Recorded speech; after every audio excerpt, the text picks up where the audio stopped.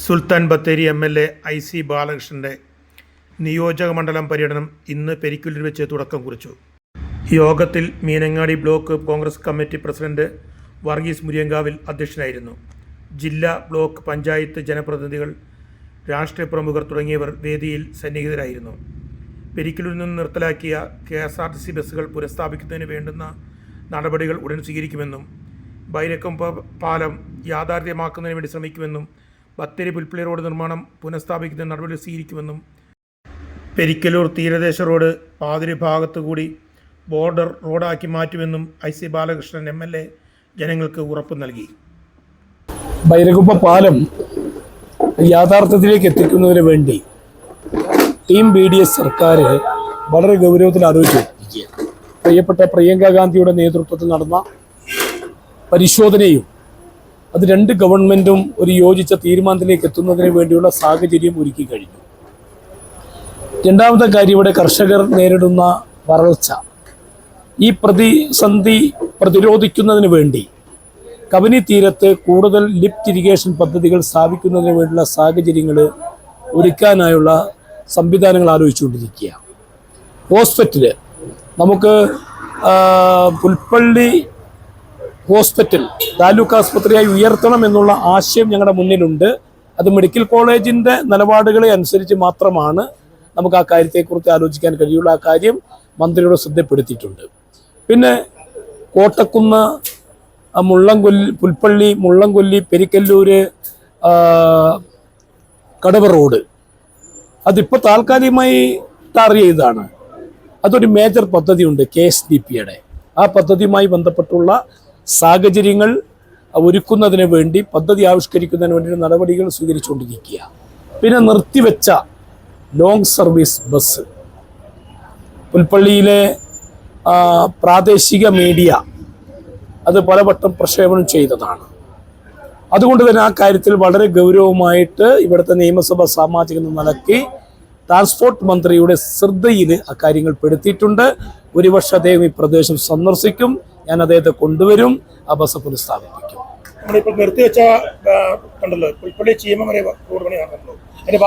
തീർച്ചയായിട്ടും ആ കരാറുകാരൻ ചെറിയ ഉദ്ദേശ കാണിച്ചിട്ടുണ്ട്. അദ്ദേഹത്തിന് പറ്റാത്തൊരു സാഹചര്യമാണെങ്കിൽ അദ്ദേഹത്തിന് റിസ്ക് ആൻഡ് കോസ്റ്റിൽ ടെർമിനേറ്റ് ചെയ്ത് പുതിയ റീടെൻഡർ വെക്കുന്നതിന് വേണ്ടിയുള്ള നിർദ്ദേശം നൽകിയിട്ടുണ്ട്. തിരിച്ചു പോകുന്നത് നിർത്തിയപ്പോൾ അത് പുനഃസ്ഥാപിക്കണമെന്ന് ജനങ്ങളുടെ ആവശ്യം അദ്ദേഹത്തിന്റെ മുന്നിൽ വെച്ചപ്പോഴാണ് പറഞ്ഞത് പെരിക്കല്ലൂര് ഭൂപടത്തിലേ ഇല്ല എന്ന്. ഇപ്പൊ നമുക്കിവിടെ നമ്മുടെ ഗൂഗിൾ അടിച്ചു നോക്കിയാൽ പെരിക്കല്ലൂര് എവിടെയാണ് സ്ഥിതി ചെയ്യുന്നതെന്ന് വളരെ വ്യക്തമായി മനസ്സിലാക്കാം. ട്രാൻസ്പോർട്ട് വകുപ്പ് മന്ത്രിയെ അദ്ദേഹത്തെ കണ്ട് ഇവിടുത്തെ ജനങ്ങളുടെ പൊതുവായ വിഹാരം, ഞാൻ ഓട്ടോ ടാക്സി തൊഴിലാളികളെ കണ്ട് അവരും പറഞ്ഞ ബസ് പുനഃസ്ഥാപിക്കാം. പാനയിലെ MLA അദ്ദേഹവുമായി ഞാൻ ബന്ധപ്പെട്ടു. നമുക്ക് നിർത്തിയ സർവീസുകൾ പൂർണ്ണമായും തുടങ്ങാമെന്ന് ട്രാൻസ്പോർട്ട് വകുപ്പ് മന്ത്രി നിങ്ങളുടെ MLA എന്ന നിലയ്ക്ക് ഒരു കുറച്ച് നൽകിയിരിക്കുക. നമുക്ക് നിർത്തിവെച്ച എല്ലാ സർവീസും നമുക്ക് ഘട്ടഘട്ടമായി പുനഃസ്ഥാപിക്കണം. ഒരിക്കലും ഉറങ്ങാൻ പാടില്ല. നമുക്കിവിടെ സർട്ടിഫിക്കറ്റ് ആവശ്യമാകും. ആ സർട്ടിഫിക്കറ്റ് തുടങ്ങുന്നതിന് വേണ്ടിയുള്ള നടപടി സ്വീകരിക്കും. പാലവുമായി ബന്ധപ്പെട്ട കാര്യവുമായി ബന്ധപ്പെട്ടുകൊണ്ടും പെരിക്കല്ലൂര് മന്ത്രി പുലിക്കേരിയെ PK ബഷീറിനെ കണ്ട് കാര്യങ്ങൾ സംസാരിച്ചു. അദ്ദേഹം ആ നിമിഷം തന്നെ KSDPയിലെ എക്സിക്യൂട്ടീവ് എഞ്ചിനീയറെ വിളിച്ച് എത്രയും പെട്ടെന്ന് DPR പൂർത്തീകരിക്കണമെന്ന് പറഞ്ഞിരിക്കുക. വണ്ടിക്കടവ് മുതൽ മാപ്പിളാത്തോട് വഴി കൊളവള്ളി വഴി പെരിക്കല്ലൂരെത്തുന്ന റോഡ് അത് പാതിരി സൈഡിൽ കൂടി റോഡിൽ ഫോറസ്റ്റിന്റെ സൈഡിൽ കൂടിയുള്ള ഒരു ബോർഡർ റോഡായി നമുക്ക് മാറ്റേണ്ടതുണ്ട്. അപ്പൊ ജനവാസവും വനവും നമുക്ക് വേർതിരിക്കാൻ കഴിയും. ആ പദ്ധതിയെ കുറിച്ച് ഒരു മാസ്റ്റർ പ്ലാൻ തയ്യാറാക്കുന്നതിന് വേണ്ടി ഫോറസ്റ്റ് ഉദ്യോഗസ്ഥന്മാർക്ക് നിർദ്ദേശം നൽകിയിരിക്കുക.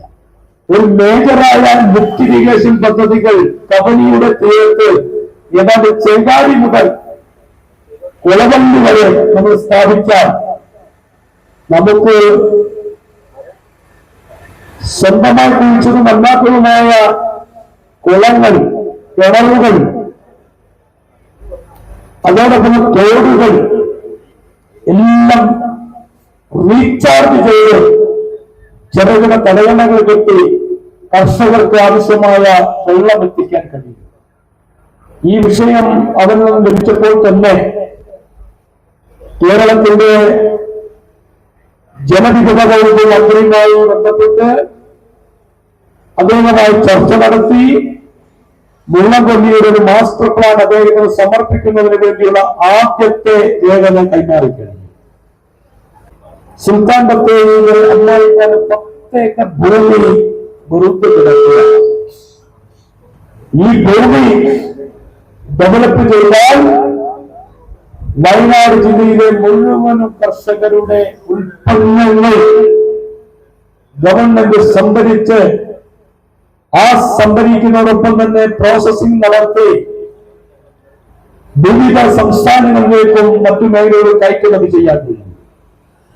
ഞാൻ ബഹുമാനപ്പെട്ട വയനാടിന്റെ സ്വന്തം കൃഷി മന്ത്രിയായ അഡ്വക്കേറ്റ് ടി സിദ്ദിഖിനോട് ഈ കാര്യം സംസാരിച്ചു. കർഷകരെയും കർഷക തൊഴിലാളികളെയും വ്യാപാരികളെയും ഓട്ടോ ടാക്സി തൊഴിലാളികളെയും എല്ലാം നമുക്ക് തൊഴിലാളി മേഖലയിലുള്ള മാറ്റങ്ങൾ ഉണ്ടാക്കിയെടുക്കേണ്ടതുണ്ട്. വലിയ ഭൂരിപക്ഷത്തിൽ എന്നെ വിജയിപ്പിച്ച എന്റെ നേതാക്കളോടും ഡോക്ടർമാരോടും ഞാൻ 1000 പറഞ്ഞാൽ തീരാത്ത നന്ദി അറിയിക്കുകയാണ്. പുൽപ്പള്ളി ന്യൂസിനു വേണ്ടി ഡാമിൻ ജോസഫ്.